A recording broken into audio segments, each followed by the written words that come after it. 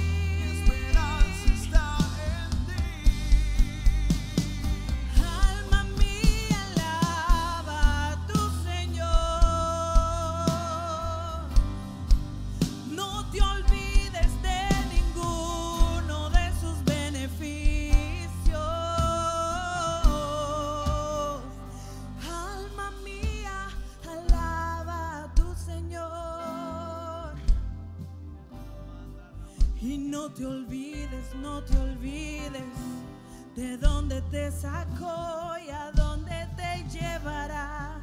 No te olvides, no te olvides de dónde te sacó y a dónde te llevará.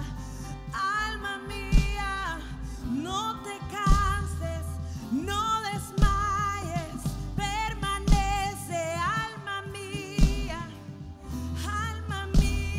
no te canses, permanece. Nicaragua, no te canses.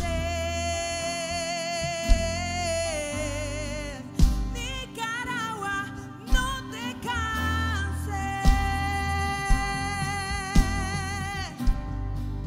Nicaragua, no estás sola, tú tienes Padre para siempre. Nicaragua, tú no estás desamparada, Él te cubre, Él te cubre, Él te cubre, Él te cubre, Él te cubre, Él te cubre, Él te cubre, Él te cubre, Él te cubre, Él te cubre, Él te cubre, Él te cubre, Él te cubre, Él te cubre, Cristo.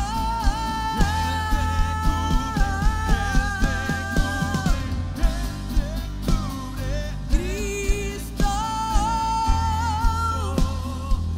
Él se cubre toda. Nicaragua, escucha su voz, escucha su voz. Él está hablando a tu corazón. Vuelve una vez más, te enamores con Él. No dejes que nada desvíe tu mirada del amado de las naciones. No dejes que nada te haga tropezar. Fija tus ojos en Él.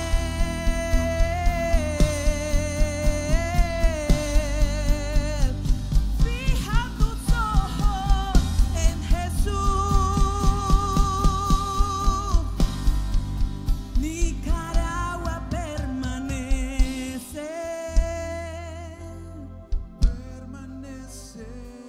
Nicaragua permanece.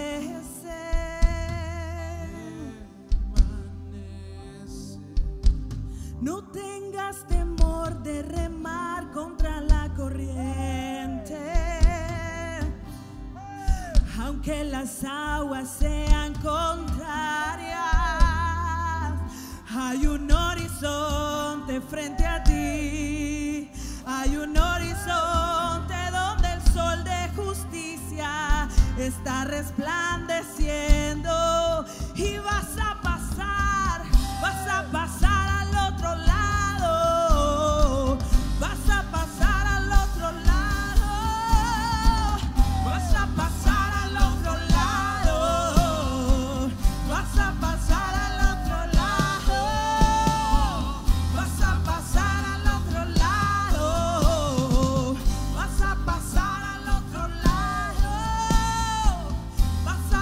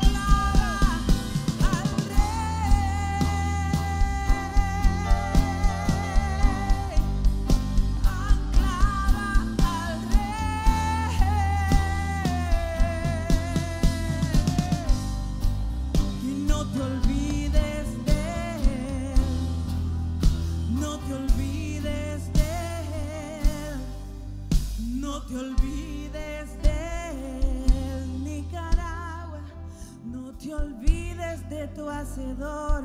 Vas a pasar del otro lado y pondrás tus pies sobre las aguas, y el sol de justicia resplandecerá sobre tu rostro. Nicaragua, pasarás al otro lado. Tú pasarás al otro lado.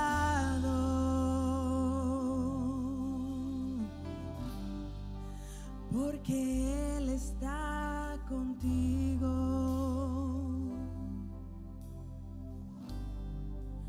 Porque Él es quien te esfuerza.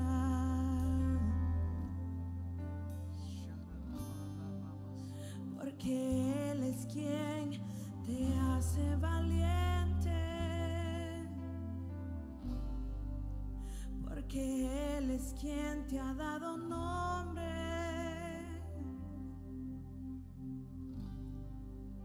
Porque Él es tu amado, Jesús es tu amado.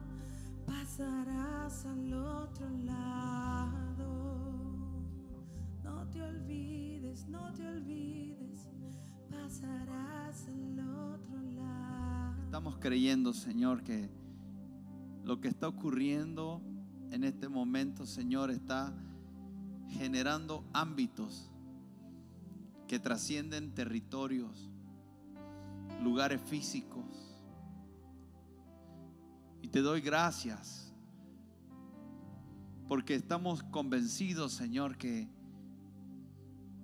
tu oído está atento, que tu corazón está atento, Señor. Que en este tiempo hay un intercambio, Señor, de tus hijos contigo y de ti hacia tus hijos.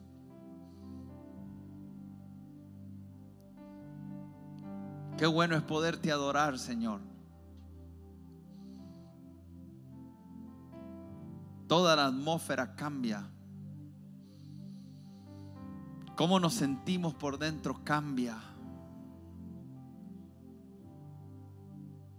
Cuando te contemplamos, cuando te adoramos,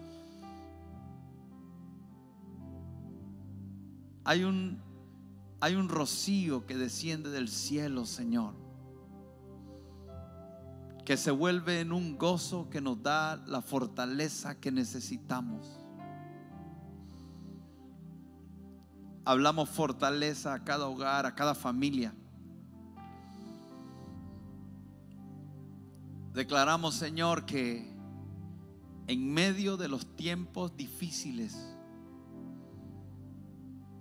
tú nos sostendrás con una palabra que cruzaremos al otro lado, Señor.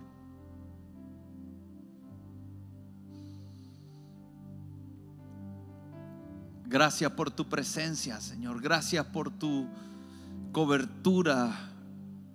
Gracias porque te tenemos, Señor, y podemos recurrir a ti. No estamos solos, no estamos desamparados.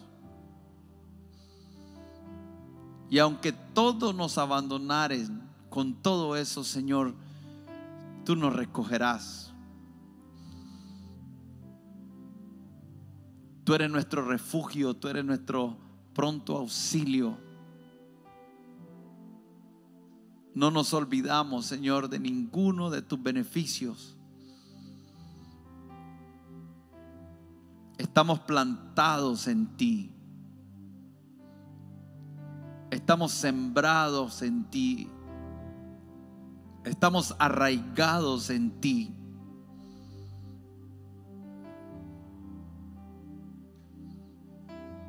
Pido que traigas una convicción a cada corazón, Señor, de lo que es estar arraigado y cimentado en Cristo Jesús. Lugares donde tú nos colocaste y nada ni nadie nos puede quitar, Señor.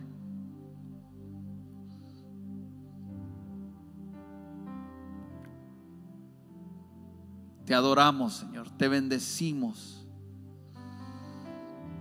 glorificamos tu nombre. Públicamente te confesamos como nuestro Señor, nuestro Salvador, pero también como nuestra esperanza. Cristo es en nosotros la esperanza de gloria. En Él está nuestra confianza. En Él hemos depositado nuestro futuro.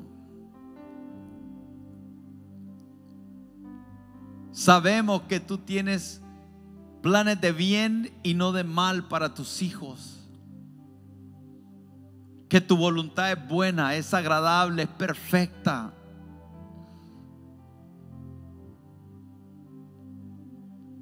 Que no hay mejor escogencia que cuando decidimos escoger tu voluntad, Señor. Estamos convencidos de que tu voluntad para nosotros es lo mejor. Y confiamos, descansamos y depositamos nuestra vida literal, hoy más que nunca literal. Nuestra vida la depositamos en tus manos, Señor. En tus manos es el lugar más seguro. En tus manos es el lugar donde sabemos, Dios, que a los que te aman todas las cosas le vienen a bien de acuerdo al propósito. En tus manos, Señor, está el verdadero éxito. En tus manos está la verdadera victoria. Y nos depositamos en tus manos, Señor. Cada familia, cada hogar, Señor, en tus manos. En tus manos estamos seguros, en tus manos estamos protegidos. En tus manos hay provisión para cada una de nuestras necesidades. Yo bendigo cada hogar, cada familia, y pido que la unción de tu Espíritu Santo, Señor, sea manifiesta, que ellos reciban refrigerio que viene del cielo en un momento como este. Que, Señor, podamos ver un momento como este como los momentos donde, Señor, somos fortalecidos, donde nuestros pulmones espirituales se llenan, donde nuestro ánimo, Señor, se recupera, donde nuestro ánimo se ve, Señor, creciendo a un estado de fe, de esperanza, de gozo, de paz. Que momentos como este, Señor, sean momentos donde trascendemos de lo natural y nos introducimos a dimensiones del Espíritu, donde podemos experimentar la paz que sobrepasa todo entendimiento. Y vamos ahí en el Espíritu. Y desde ahí, Señor, tomamos todas las bendiciones que tú tienes preparadas para nosotros en lugares celestiales. Todo lo que necesitamos está en ti, Señor. Te doy gracias. En el nombre de Jesús. Amén. Amén. Buenas noches. Para mí, cada momento que estamos transmitiendo online es una nueva experiencia. Y mientras adorábamos, yo podía percibir en mi espíritu cómo lo que estábamos haciendo se estaba expandiendo por toda la nación. Pero a la misma vez podía percibir lo que estábamos provocando con esta adoración en el corazón de Dios, y cómo esto estaba generando toda una dinámica espiritual donde yo mismo estaba sorprendido y decía yo, wow, es demasiado lo que está ocurriendo aquí. Es demasiado lo que está trascendiendo más allá de este edificio, que es ahí donde quiero ser sensible al Espíritu Santo y y creer que lo que estamos haciendo estaba teniendo un impacto literalmente en la nación de Nicaragua. Y doy gracias a Dios por la vida de Erika, por la vida de Ezer, de Julio, de Peter, cada uno de los que están aquí, Cristian, los que nos están ayudando, Jendrik y su hermano Jarlet. Es impresionante, porque lo que estaba viendo era un cántico profético sobre la nación, que creo que todo lo que se cantó va a producir, está produciendo, y vamos a ver frutos de lo que estamos haciendo. Así que para mí esto es un altar de adoración que levantamos creyendo que es un altar. No es el único, pero es un altar que está representando a la nación de Nicaragua. Pero también queremos saludar a todos los que nos están viendo desde otros países. Damos gracias a Dios por poder llegar hasta ustedes en un momento como este. Y este servicio, durante la semana, hemos llamado este servicio Perseverando en la Palabra Profética Más Segura.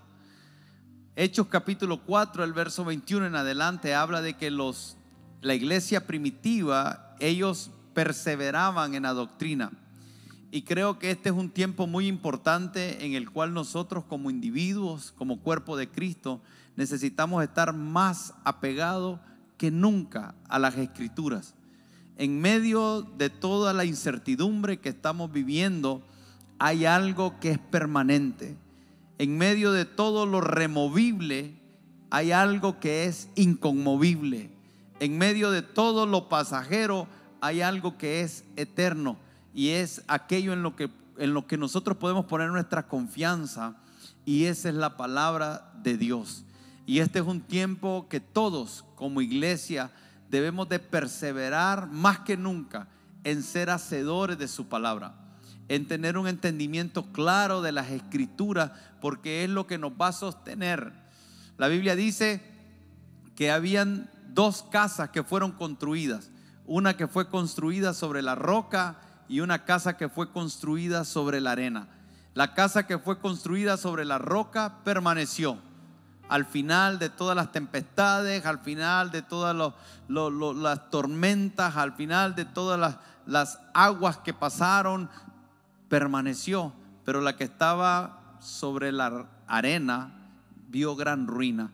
Entonces hemos decidido que este servicio sea un servicio en el cual estamos tratando de que usted pueda llevarlo a un entendimiento de que estamos sentados en estas mesas representando a lo que pudiera ser un aula de clase, y que usted pueda ver este tiempo como un tiempo donde se va a compartir una enseñanza que puede serte útil, que te puede servir de guía, que te puede servir de alineamiento para un tiempo como este. Y la semana pasada comenzamos hablando sobre las 7 cartas que fueron enviadas a las 7 iglesias en Apocalipsis capítulo 2. Escribe al ángel de la iglesia en Éfeso, el que tiene las 7 estrellas en su diestra, el que anda en medio de los 7 candeleros de oro, dice esto: yo conozco tus obras y tu arduo trabajo y paciencia, y que no puedes soportar a los malos, y has probado a los que se dicen ser apóstoles y no lo son, y los has hallado mentirosos, y has sufrido y has tenido paciencia, y has trabajado arduamente por amor de mi nombre, y no has desmayado. Pero tengo contra ti que has dejado tu primer amor. Y algo que quisiera decir para iniciar es que, a pesar de que esta carta se escribió en un tiempo a unas iglesias que existieron literalmente, quiero que podamos tratar de ponernos de tal forma que la apliquemos para nosotros mismos, como persona, como iglesia local o como iglesia universal del Señor. Entonces hay un mensaje que el Señor está queriendo hacer llegar a la iglesia, y creo que es un mensaje muy relevante para estos tiempos finales que estamos viviendo. Creemos que estamos entrando en temporadas de los últimos tiempos, y esto no es algo para asustarse, no es algo para meterte en temor. Por el contrario, es que traiga luz y entendimiento de qué y de cómo comportarnos en tiempos como este. Y yo quisiera que analizáramos lo que le estaba diciendo aquí Juan a las 7 iglesias, Pastor Rubén. A veces pareciera que Juan comienza a recibir la revelación de Jesús y pareciera que es una revelación para cada iglesia en particular, para Éfeso, para Esmirna, para cada una de las iglesias que se mencionan. Pero verdaderamente cuando Juan escribe el Apocalipsis, todo el mensaje de Apocalipsis es enviado a cada una de las iglesias. Entonces, cuando nosotros comenzamos a estudiar lo que habla Éfeso, que es lo que vamos a estar tocando hoy, necesitamos entender, necesitamos visualizar que este es un mensaje que tiene que ver con una condición espiritual que estaba viviendo la iglesia de Éfeso, pero que también puede ser una condición espiritual que pudiera estar viviendo hoy cada uno de nosotros como creyentes o la iglesia en general. Entonces, eso hace que el mensaje cobre vida entre nosotros. Por eso que en Apocalipsis capítulo 2, versículo 7, el Señor, el escritor declara esto: por eso la expresión aquel que tiene oídos, oiga lo que el Espíritu dice a las iglesias. Si ustedes ven esa palabra ahí, habla en sentido plural, en sentido general. Es un mensaje para todas las iglesias. Pero algo que me llama ya poderosamente la atención, ya entrando al capítulo 2 en Apocalipsis, es lo primero que dice el versículo 1. Dice que el ángel de la iglesia se pasea en medio de los 7 candeleros. Algo que hablábamos el jueves pasado es que los candeleros representan las iglesias.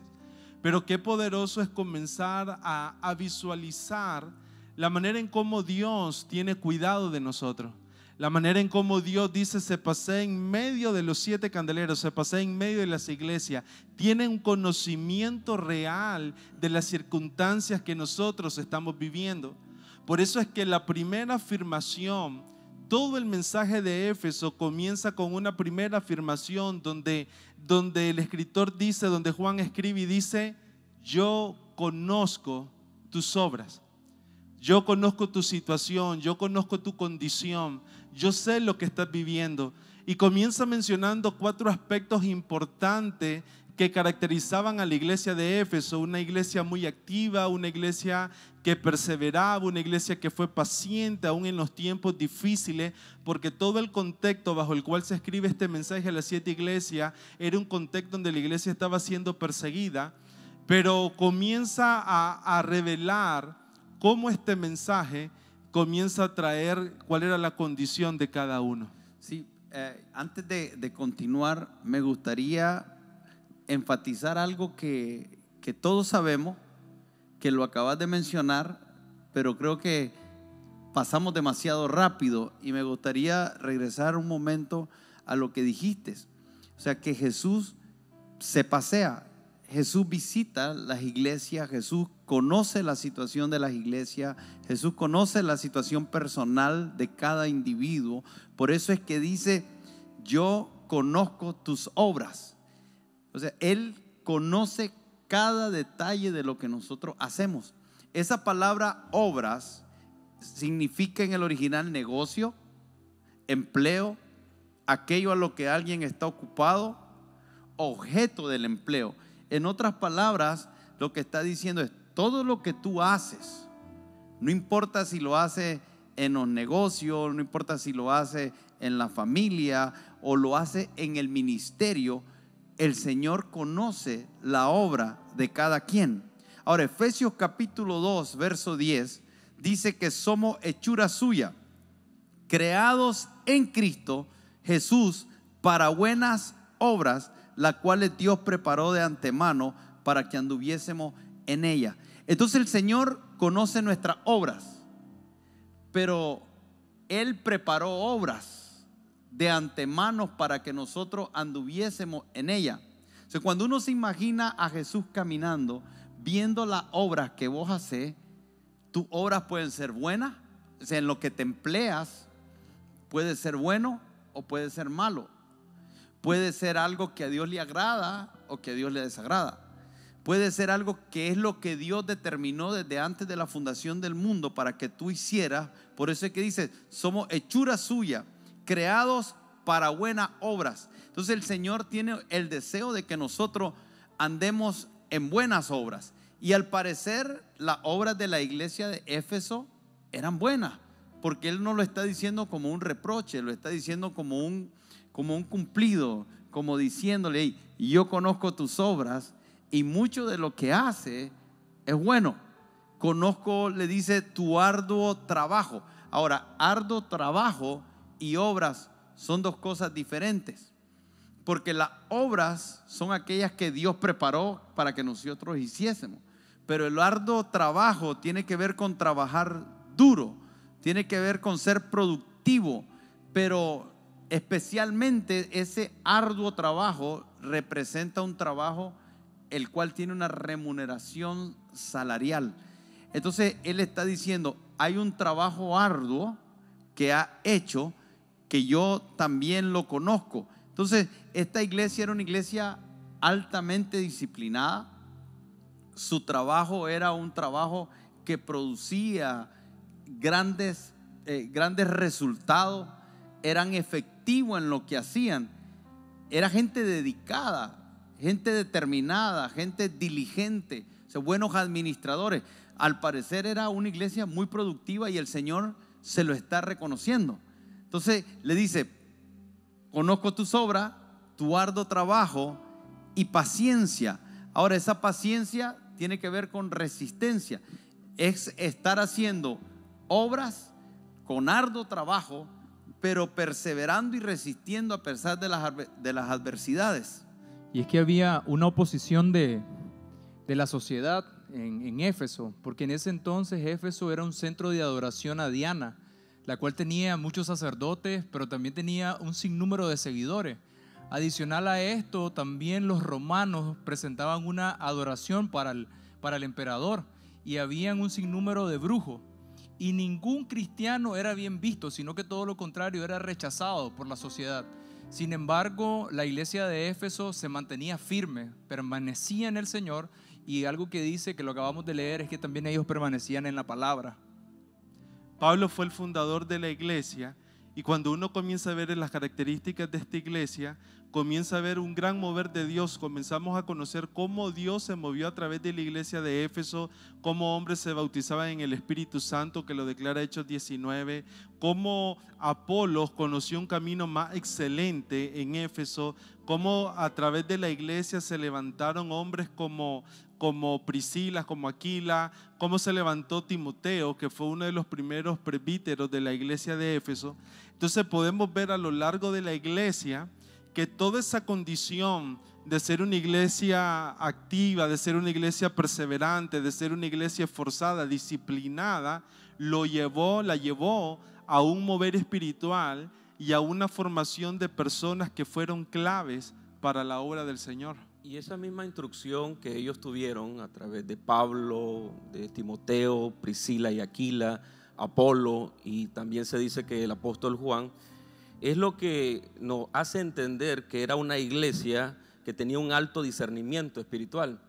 Por eso es que también en el verso 2 dice, y eres alguien que no puede soportar a los malos.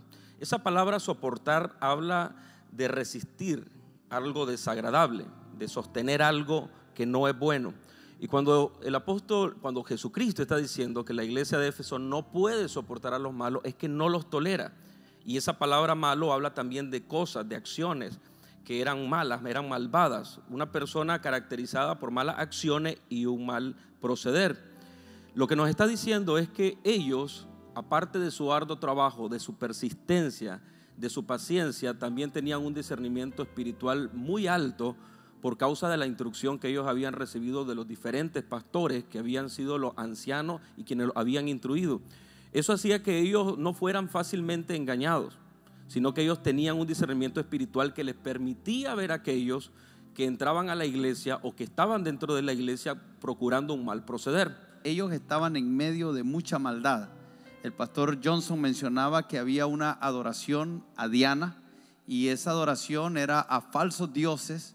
Entonces, cuando ellos predicaban a Cristo, eso producía que aquellos que adoraban a Diana le tuviesen rechazo, los persiguiesen, pero también había mucha inmoralidad sexual y había mucha resistencia al pecado. Entonces, imagínense ser iglesia en medio de falsa adoración a dioses, en medio de mucha inmoralidad sexual, en medio de muchos pecados y no ser tolerante con eso. Expresar desde las escrituras y llamar a aquellas cosas que son malas como malas. Entonces eso era lo que estaba produciendo, que en el primeros versículos habla de paciencia, pero eso tenía que ver con el servicio, porque lo está hablando de que Jesús conocía sus obras, su arduo trabajo, pero después dice también que has sufrido y has tenido paciencia. Entonces la paciencia, la perseverancia, la resistencia la tuvieron que llevar a cabo mientras servían a Dios, pero también tuvieron que llevarla a cabo cuando tenían que resistir y sufrir porque estaban en medio de mucha maldad. Quiero añadir algo a lo que explicaba el pastor Johnson y el pastor Arsenio también sobre la ciudad de Éfeso. El templo de Diana en Éfeso no era un templo cualquiera. Era un templo enorme, grandísimo, una obra estructural y arquitectónica muy grande, pero no era lo único que lo diferenciaba, sino que, como ellos expresaron, habían alrededor de 1000 sacerdotisas que el culto de ellos hacia Diana hacía que ellas se prostituyeran. O sea, estamos hablando de un tipo de depravación moral tan grande que estaba en la ciudad, que las sacerdotisas a Diana se prostituían y ellas creían que estaban haciendo algo a favor de su diosa. Y es en medio de ese ámbito que está desarrollándose la iglesia de Éfeso. Más adelante, y lo vamos a ver con detalle, habla de los nicolaitas. Los nicolaitas se cree que eran seguidores de Nicolás, y Nicolás, prosélito de Antioquía, que fue uno de los primeros diáconos de la iglesia, que vemos en Hechos cuando se reúnen a los primeros 7 diáconos de la iglesia. Se cree que fue alguien que desarrolló una doctrina tan errada que permitió, dentro del culto a Dios, al Dios que usted y yo adoramos, que ellos pudieran comer de lo sacrificado a los ídolos y de que ellos también tuvieran la fornicación como algo permisible dentro de la iglesia. Entonces, dentro de lo que estaba sucediendo alrededor de la iglesia de Éfeso era mucha, pero mucha inmoralidad sexual. Y es por eso que Jesucristo alaba y habla muy bien del discernimiento de ellos, de su arduo trabajo, porque para poder hacer iglesia en medio de esa ciudad se necesitaba un arduo trabajo y se necesitaba también tener mucha persistencia y no ser tolerante a la maldad que abundaba en la ciudad de Éfeso. Ahora, yo no sé cuántos de ustedes les gustaría que se expresaran así de ustedes. Yo conozco tus obras, yo conozco tu arduo trabajo, yo conozco tu paciencia, yo conozco que no soportas a los malos, pero también dice, yo también sé que has probado a los que dicen ser apóstoles y no lo son. Y es ahí donde estás hablando de discernimiento, porque ahí es donde está el más alto nivel de discernimiento. Discernir entre lo que es verdadero y lo que es falso. La iglesia de Éfeso tenía un discernimiento que podían identificar cuando se estaba enseñando algo que no era bíblicamente correcto. O sea, eso es algo que hoy más que nunca nosotros necesitamos, es imprescindible. Hay todo tipo de enseñanzas levantándose alrededor nuestro que si no tenemos cuidado y no tenemos discernimiento de espíritu, podemos terminar siendo engañados. Ahora, lo que me impresiona es cómo lo hacían, porque dice aquí que has probado a los que dicen ser apóstoles y no lo son, y los has hallado mentirosos. Mi pregunta es, ¿cómo era que cuando encontraban a alguien que decía ser algo que no era y llegaban a la conclusión de que era mentiroso, cómo terminaban tratándolo? Imagínate a alguien enseñando públicamente cosas que no son, y de repente la iglesia se levantaba y decía, lo que usted está enseñando es incorrecto, no tiene el fundamento bíblico. Entonces, de alguna manera, todo esto que vemos son elogios que Jesús le está dando a una iglesia. Pero quisiera entrar y que entráramos de una vez por cuestión de tiempo a la parte medular de lo que quisiera que nos quedara el día de hoy. Y es que a pesar de que la iglesia de Éfeso estaba haciendo muchas cosas extraordinarias, hay algo que Jesús les dice a través de Juan, de la revelación y de la visión que Juan tiene. Le dice: pero tengo contra ti. O sea, solo pónganse a pensar, después que alguien te dice todo lo maravilloso que has hecho, todo lo extraordinario, es casi felicitándote, es casi como diciéndote: hey, buen siervo fiel, ¿no? Buen siervo fiel, pero yo no sé si a ustedes les ha tocado hablar con alguien que cuando ya oís el pero, uno traga gordo, porque sabes que ese pero significa un reproche, un señalamiento, algo que estás haciendo equivocado, y que a pesar de que todo lo otro lo has hecho bien, si esto no lo corregí, puede ser que todo lo otro no sirva. Y yo creo que eso es algo con lo cual yo he sido muy confrontado. Creo que muchos de ustedes deben de ser muy confrontados. Es poder evaluar si estamos haciendo mucho, pero estamos dejando lo más importante fuera. Y no importa cuán buenas cosas hagamos, cuántas buenas obras hagamos, cuánto le sirvamos al Señor, cuánta paciencia desarrollemos, cuánto discernimiento para señalar lo falso, cuánta denuedo, autoridad, firmeza tengamos para combatir contra lo malo. Hay algo que Jesús tiene que decirle a la iglesia, y es: tengo algo contra ti, has dejado tu primer amor. Cuando Pablo escribe la carta a Efesios, en el capítulo 6, versículo 24, Pablo cierra la carta diciendo esto: la gracia sea con todos los que aman a nuestro Señor Jesucristo con amor inalterable. Amén. Entonces, uno se comienza a preguntar, ¿qué pasó con Éfeso? Porque Pablo, cuando funda la iglesia comienza a desarrollarse, comienza a crecer. Pablo concluye su carta diciendo: ustedes son una iglesia que mantienen un amor inalterable. Esa palabra inalterable quiere decir incorruptible, que no cambia. Pero posteriormente, 30 años después, que es cuando se escribe Apocalipsis, Juan escribe Apocalipsis desde la isla de Pasmo, 30 años después, miramos al apóstol Juan, miramos la revelación de Jesús diciéndole a la iglesia: ustedes perdieron su primer amor. Y ahí es donde saltan las preguntas, o sea, ¿qué pasó en esos 30 años? Algo que yo meditaba en esto: ¿será que entró una nueva generación que no fue enseñada, que no fue instruida? ¿Dónde se perdió esa fuerza? Y una de las cosas... O la generación que estaba lo perdió, y ya la generación entrante no lo logró ver manifestado, y simplemente hicieron lo que vieron o le dieron continuidad a lo que estaban viendo.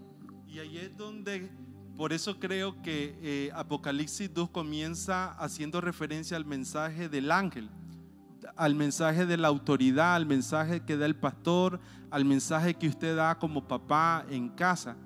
Porque yo creo que la esencia está, pastor, como decía usted también, en que la oportunidad que nosotros tenemos de transmitir un mensaje que pueda trascender las generaciones, que pueda arraigarse en el corazón de la generación, en el corazón de tus hijos, en el corazón de tu familia.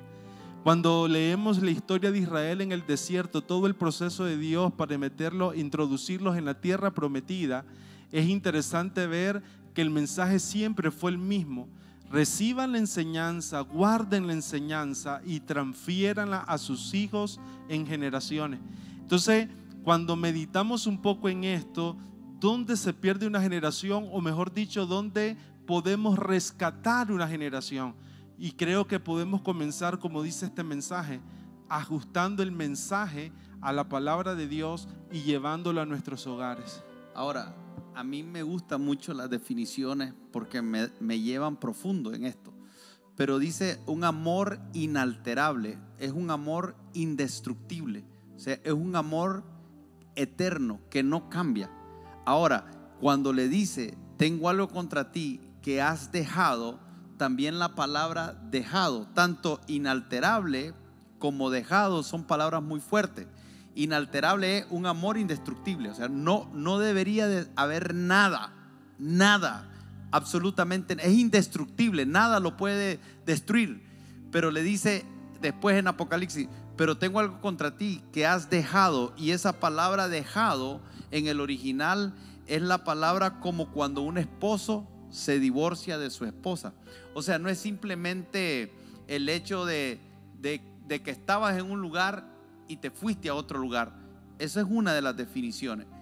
Pero la definición que a mí me llama la atención es esa definición que lo que está diciendo es, si tomamos literalmente lo que significa la palabra dejado, está diciendo, te has divorciado.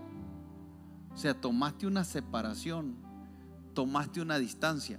Y es ahí donde es increíble cómo pudiéramos tener mucha obra, trabajar arduamente, estar sufriendo aún por el evangelio, aún por aquellas cosas que se identifican con Dios, pero a la misma vez estar separados de Dios. Es estar haciendo cosas sin que necesariamente Dios tenga el lugar que a Él le corresponde. Cuando el pastor hace la definición de alguien que se ha divorciado, hay muchos matrimonios que se han dejado a tal punto que no saben que ya se divorciaron en el corazón. Y cumplimos, bueno, no soy yo, ¿verdad? Pero cumplen.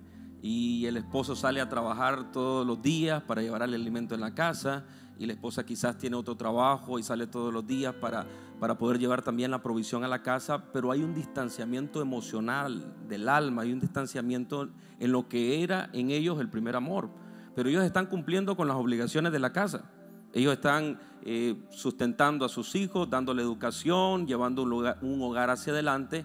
Pero cuando ese distanciamiento ya llega a un punto límite, es ahí cuando vemos que muchas parejas se terminan divorciando.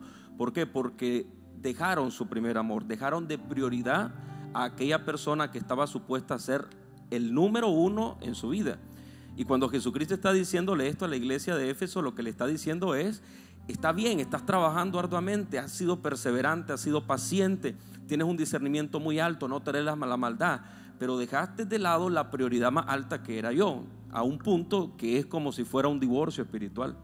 Y creo que es ahí donde quisiera que vayamos cerrando, pero trayendo una parte que podamos aplicar para una temporada como esta. O sea, creo que es un llamado de atención a todos a evaluar, principalmente a nosotros como pastores, que tal vez estuvimos haciendo muchas cosas, ocupados en muchas cosas, pero sin darnos cuenta haber generado una separación en nuestro amor prioritario.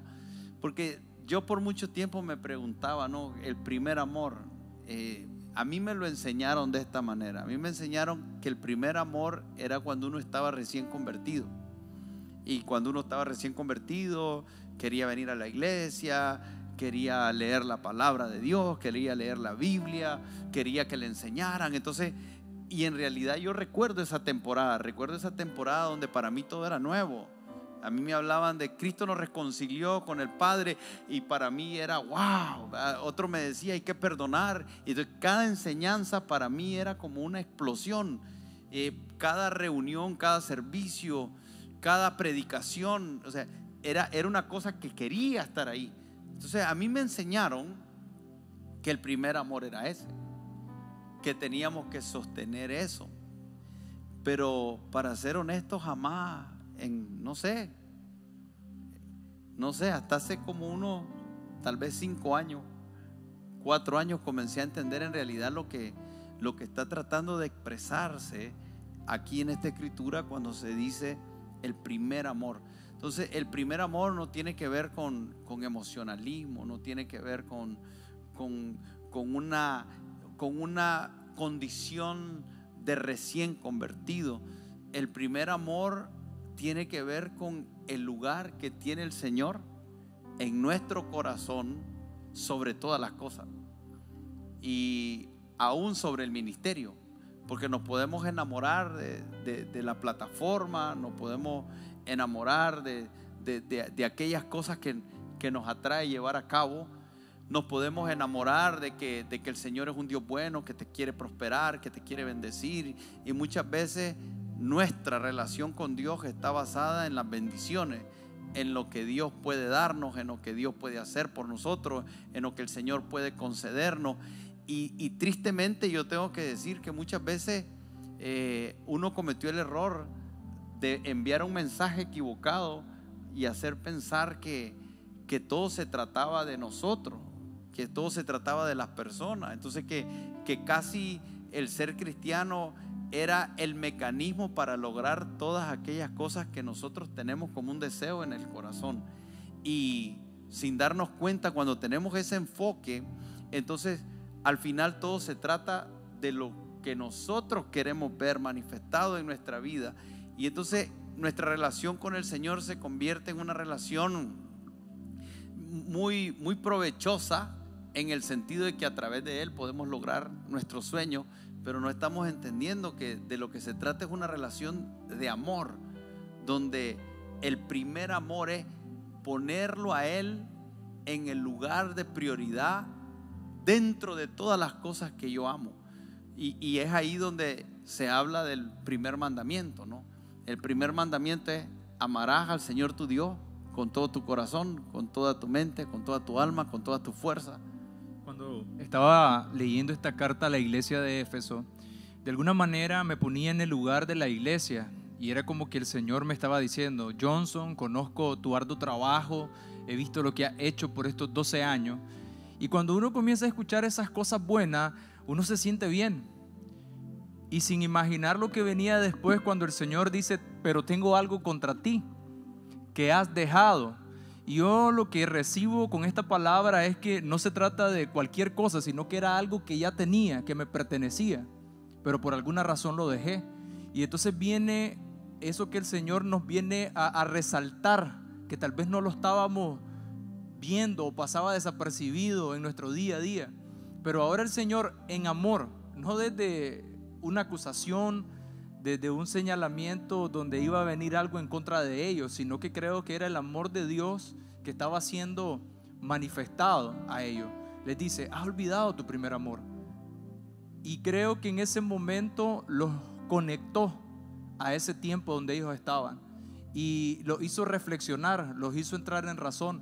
Y es ahí donde yo considero que el Señor siempre, a pesar de las cosas que nosotros podamos estar viviendo, Él siempre se hace presente para decirnos que nos ama y para decirnos que Él es amor y que sus planes están basados en eso. Por eso es que en 1 Corintios 13 nos habla de muchas cosas que son importantes y son claves, pero que al final lo que está por sobre todas las cosas es el amor. Qué bello es ver a Jesucristo dándonos los pasos para poder restaurar ese primer amor. Él dice: recuerda por tanto de dónde has caído, primeramente. Luego, arrepiéntete. Y segundo, haz las primeras obras. Recordar tiene que ver con volver a hacer o a tener presente en nuestra mente qué es lo que nosotros aprendimos. Y definitivamente en la enseñanza de la iglesia de Éfeso el amor estaba presente. Pablo estaba enseñando el amor de Cristo. Juan, el apóstol amado, estaba enseñando el amor de Cristo. Y así cada una de las personas que estaban ahí enseñaron que la prioridad más grande era el amor a Dios, la relación personal con Cristo. Entonces recuerda qué fue lo que se te enseñó al inicio. Arrepiéntete. Y arrepentimiento habla de un cambio de dirección, habla de un cambio de mente, habla de hacer las cosas de manera distinta a como las has venido haciendo. Y vuelve a hacer las obras, vuelve a hacer lo que es correcto. Y esa son pasos que también nos sirven a nosotros. Y yo creo que este tiempo en el que pasamos un poco más de horas en la casa, se ha convertido en un tiempo donde también estamos buscando más de la presencia de Dios para poder volver a ese primer amor que quizás en la mucha actividad que estábamos teniendo se estaba perdiendo. Pero me gustaría retomar eso. Recuerda qué. Recuerda por tanto. Recuerda que. ¿De dónde has caído? Recuerda de dónde has caído. Entonces la pregunta es, ¿esto es sobre la caída o sobre el lugar donde estábamos? Solo una pregunta. O sea, ¿es sobre la caída? ¿El énfasis es en lo que hicimos mal o en el privilegio, lo bueno, los beneficios que teníamos? O sea, en realidad el recuerdo no es otra cosa más que nosotros podamos ver aquello que es nuestro, aquello que el Señor nos entregó, y es esa relación. Si esto se le dijera a Adán, pensemos en Adán. O sea, si Dios le hubiera dicho esto a Adán en el huerto, cuando llega y le dice: Adán, ¿dónde estás? Y Adán sale y le dice: es que tuve miedo porque me di cuenta que estábamos desnudos, y entonces tuve miedo y tuve vergüenza. Y Dios le hubiera dicho: Adán, recuerda de dónde has caído. ¿Qué es lo que le estaba diciendo? En realidad lo que le estaba diciendo: hey, tu condición hoy no tiene por qué ser. O sea, tu condición de vergüenza, tu condición de temor, tu condición de angustia no debería de ser lo que recordemos, sino que cuando nosotros comenzamos a meditar en el amor de Dios, cuando nosotros comenzamos a ver el amor de Dios, entonces es ahí donde va a comenzar a cambiar todo a nuestro alrededor. Y es ahí con lo que yo quisiera que cerráramos haciendo énfasis en esto. Porque a veces pareciera, yo creo que no lo vemos correctamente, a veces pareciera que esto es un asunto donde Dios está demandando que lo amemos, donde Dios está demandando que nosotros salgamos de eso y que finalmente terminemos. Pero al final lo que Dios está queriendo es que nosotros estemos en el lugar que siempre ha querido que estemos, que Él siempre ha querido que nosotros estemos en un lugar de bienestar, en un lugar de privilegio, en un lugar de deleite. Recordemos que el Edén es lugar de placeres. O sea, Dios hizo el Edén para el hombre, para que el hombre pudiera vivir en deleite y en placer con Dios. Era un lugar de amor, era una relación de amor donde el hombre estaba en un estado de plenitud, de perfección, de no necesitar absolutamente nada, de señorío, de sojuzgar. O sea, la condición del hombre, eso no es una historia para niños. Y nosotros tenemos que comenzar a convencernos de que cuando leemos las Escrituras no estamos leyendo historias ficticias.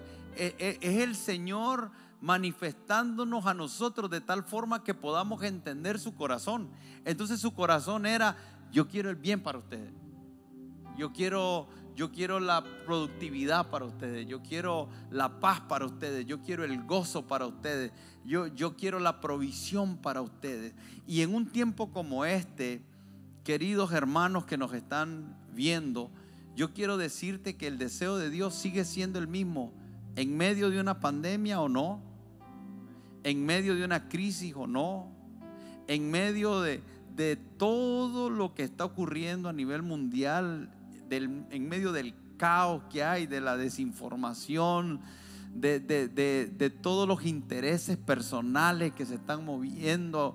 En medio de todo eso, el deseo de Dios para ti, para mí, sigue siendo el mismo. O sea, el deseo de Dios es que tú puedas disfrutar de su amor, porque en su perfecto amor no hay temor, y su perfecto amor echa fuera el temor. Y hace unos minutos cantaba Erika y decía: ni lo alto, ni lo profundo, ni principado, ni potestades, ni lo presente, ni lo porvenir, nada nos podrá separar del amor de Dios. Entonces, esto lo que nos está diciendo es que nunca la separación viene por causa de Dios. Nunca fue Dios el que dio el paso para poner al hombre a una distancia de Él. O sea, por el contrario, Dios ha estado buscando siempre al hombre. El hombre lo puso en el huerto del Edén, el hombre se separó de Dios, pero Dios prometió que a través de Cristo y de la semilla de la mujer restauraría esa relación. Y dice, y de tal manera amó Dios al mundo, que dio a su Hijo unigénito para que todo aquel que en Él cree no se pierda, mas tenga vida eterna. De tal manera, o sea, hay una expresión ahí de amor. Te amé de tal manera que estuve dispuesto a dar lo mejor del cielo por ti. Y por eso es que dice, ni lo alto ni lo profundo, nada, ni el pecado nos puede separar de Dios. Porque cuando pecamos, dice que si nos arrepentimos y confesamos nuestros pecados y clamamos a Cristo Jesús, Él es fiel y justo para perdonar nuestros pecados. Entonces no importa la condición en la que estés, si hay arrepentimiento, si tú pides perdón, si lo buscas, si lo confiesas como tu Señor y Salvador, si clamas por la sangre de Cristo que nos limpia de todo pecado, aún ni el pecado puede separarte de Dios, ni principado, no hay demonio que pueda separarte del amor de Dios. Entonces la gran pregunta es, ¿por qué nosotros a veces decidimos dejar nuestro primer amor cuando está siempre disponible para nosotros? Y hoy está disponible. Hoy tú puedes simplemente tomar una decisión. Es una decisión. Arrepentimiento es eso. Dice, recuerda. ¿Recuerda por qué? Porque eso te va a inspirar. O sea, lo que estamos haciendo es recordando. Esto debería de inspirar a todos los que nos están viendo. No te olvides de ninguno de sus beneficios.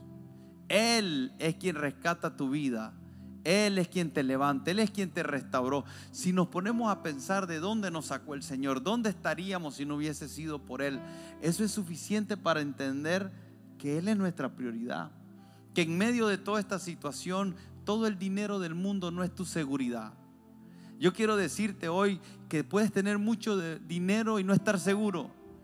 Y puedes no tener nada y a la misma vez no estar seguro. Puedes ser famoso y no estás seguro. Puedes ser desconocido y no estás seguro. Puedes tener muchas amistades y no estás seguro. Y no tener amistades y no estar seguro. La diferencia hoy más que nunca es impresionante, porque yo nunca pensé que todo fuese a verse tan claro. O sea, este es un momento de tanta claridad de algunas cosas. Hay muchas confusiones en otras, pero hay algunos asuntos que están tan claros. Hoy la humanidad está clara de su impotencia. Hoy la humanidad está clara de su incapacidad. Hoy la humanidad está clara. La diferencia es que el ateo dice no hay Dios, pero nosotros sabemos que hay Dios y podemos recurrir a Él. Y qué mejor momento para retomar esa condición que nunca debimos de haber dejado, de saber que Él debe de ser lo primero en nuestro corazón. Ahora, es interesante la promesa que le da la carta a la iglesia de Éfeso, porque dice al final, al que venciere, le daré de comer el árbol de la vida. Y siguiendo con lo que decía el pastor, es como, yo lo veo de esta manera, es como regresar al diseño original, al diseño de vida que Dios tiene para nosotros. Al que venciere, al que logra cambiar de dirección, al que logra arrepentirse, vuelve a ese diseño, a volver a comer del árbol de la vida, a volver a la esencia de Dios, a volver a todo el ámbito de Dios que Él ha preparado en amor para nosotros. Y algo que quería agregar también es cuando dice, vuelve a hacer las obras. Muchas veces creo que nosotros no logramos volver a hacer las obras porque primero queremos sentir para después hacer. Pero creo que algo que te puede ayudar mucho en esta noche, y quisiera dejarlo en tu corazón, cuando nosotros disponemos nuestra vida a obedecer, nuestros sentimientos se van a alinear a nuestra obediencia. Yo creo que todo lo que hagamos en base a lo que el Espíritu Santo nos está diciendo, todo lo que hagamos en obediencia, tarde o temprano los sentimientos se alinearán. Pero creo que es vital lo que dice la carta, volver a hacer las obras del principio. Yo quisiera, ahí donde están, si pueden como familia reunirse. No sé qué está haciendo tu hijo. Me traería mucha alegría y mucho regocijo pensar en cuántos hogares están sentados. Yo les quiero agradecer, aprovechar a todos los que envían las fotos de cuando están como familia reunidos en la sala, porque eso nos inspira, eso nos ayuda a saber que hay algo que Dios está haciendo en cada casa, los testimonios que cada uno de ustedes comparte. Pero quisiera que tomen a su familia, y tú como papá, tú como mamá y los hijos. Yo quisiera que tomemos un momento para que como familia se puedan ver a los ojos y decirse: hey, yo te amo. Que tú le puedas decir a tu esposa: mira, tú ocupas un lugar muy importante en mi vida. Y que tú puedas ver a tus hijos y decirle: yo quiero que ustedes sepan que yo los amo y que no me imagino un mundo sin ustedes. Pero yo quisiera que esta casa, todos juntos, pudiéramos tomar una decisión que venga de una convicción profunda en nuestro corazón, de un entendimiento de que el Señor desea que nosotros vivamos en el primer amor, donde Él sea el primer amor de la casa, donde todos podamos decir: en esta casa se ama a Dios sobre todas las cosas. Todo lo que hacemos en este hogar lo hacemos para agradar a Dios. Lo que hacemos en esta casa lo hacemos creyendo, con la convicción de que lo estamos haciendo y que Dios está complacido. Yo oro en esta noche para que en cada hogar el Señor derrame una unción que nos pueda llevar a un estado donde la casa se vuelva completamente a Dios. Que cada familia pueda decir: en esta casa, yo y mi casa amaremos al Señor sobre todas las cosas. Y que puedas hacer esa declaración desde tu casa y que recuerdes todo lo que el Señor ha hecho por ti, y que venga un cambio de mentalidad, un arrepentimiento, donde tú digas: Señor, yo sé que hay muchas cosas en las cuales me había desviado, yo sé que hay muchas cosas que no había hecho, pero hoy yo decido escuchar tu voz, esa voz que me dice: vuelve, vuelve, vuelve, vuelve a tu primer amor. Veo gente que servía al Señor con pasión, con genuinidad de corazón. Veo gente que adoraba al Señor. Veo gente que danzaba. Veo gente que aplaudía cuando se congregaba y adoraba al Señor. Veo gente que no podía esperar para llegar el día domingo a la casa del Señor. Gente que tomaba las escrituras y las devoraba porque quería saber más del Señor. Aprovechaba hasta el momento más pequeño, aún en el trabajo, en el momento que dabas una vuelta, abrías, leías un versículo y decías por dentro: cuánto quisiera poder estar en un lugar y poder leer. Cómo compartías el evangelio, pero sobre todas las cosas, cómo disfrutabas el ir a la presencia de Dios en la intimidad. Y yo oro para que el Espíritu Santo derrame sobre cada casa una unción que nos atraiga a Él. Que sean, como dice su palabra, que sea como cuerdas de amor que nos atraen a Él, que nos jalan a Él.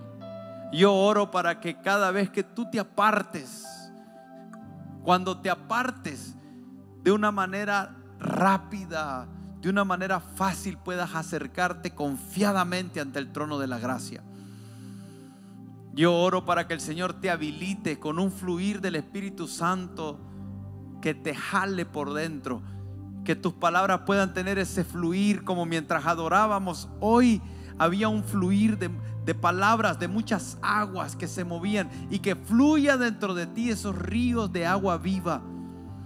Que tú puedas experimentar esa conversación fluida con el Señor. Que sean palabras que salen no bajo formatos y repeticiones vanas, sino palabras que salen de tu corazón. Porque de la abundancia del corazón habla la boca. Y oro para que el corazón sea lleno de un amor por Dios, una pasión por Dios, una búsqueda de Dios. Y que el Señor se vuelva tu refugio. Que el Señor se vuelva el todo para ti. Que Él sea el todo para ti. Él es tu refugio. Él es la roca fuerte. Él es tu sanador. Él es tu libertador. Él es tu proveedor. Él es quien levanta bandera a favor tuyo. Él es todo lo que necesitas. Si lo tienes a Él, lo tienes todo. Si lo tienes a Él, estarás saciado. Si lo tienes a Él, estarás seguro. Si lo tienes a Él, estarás fuerte y fortalecido. Si permaneces en su primer amor, serás renovado cada día. Serás renovado cada día. Tus fuerzas serán renovadas como las fuerzas del búfalo. Tu autoridad será incrementada cada día. Tus palabras no serán palabras vanas como címbalo que retiñe, sino que serán palabras que no caerán en tierra, porque sabes estar con Él, has estado con Él, sabes lo que agrada a su corazón, sabes lo que Él siente por ti, lo que Él está dispuesto a hacer por ti. Naciones daré por ti, naciones enteras daré por ti, naciones enteras serán entregadas por causa tuya. El Señor Dios dio a su Hijo unigénito. Si dio a su Hijo, ¿cómo también no nos dará con Él todas las cosas? Todas las cosas, todas las cosas. Yo oro para que entiendas que si lo tienes a Él, tienes acceso a todas las cosas. Que no te separe, que no tome distancia, que tú puedas estar lo más cerca para que puedas oír el susurro de su voz que habla a tus oídos. Padre, yo oro por la protección divina en cada hogar. Oro por la protección divina. Oro para que en este tiempo la iglesia, Señor, experimente los días que experimentó Moisés y el pueblo de Israel en el desierto. Que hoy salte esas escrituras. Que hoy penetren esas escrituras hasta los tuétanos. Y que desde ahí produzcan una convicción, Señor, de que tú eres el mismo de ayer y puedes hacerlo hoy. Que dice tu palabra que no se le gastaba el calzado, ni sus vestidos se gastaba. Dice tu palabra que lo sostuviste con maná del cielo y con agua de la roca. Y tú eres el mismo, Señor. Y yo creo y yo declaro y yo profetizo, Señor, que en estos tiempos que estamos viviendo, tú puedes sostener a tu pueblo. Tú eres fiel y justo, y aquel que es poderoso, para darnos mucho más abundante de lo que pedimos o entendemos, de acuerdo al poder que actúa en nosotros. Yo oro, Señor, que en esa intimidad haya un poder que se libera en el corazón de cada uno y lo lleva a una dimensión de fe, que cree por cosas que tú las multiplicas más allá de lo que pedimos o entendemos. En el nombre de Jesús, en el nombre de Jesús, reprendemos todo espíritu de temor, porque en el perfecto amor no hay temor. Que el amor de Dios te rodee, te invada, te llena, y que desde ese amor tú puedas amar a tu prójimo como a ti mismo. Padre, te doy gracias en el nombre de Jesús. Amén. Amén.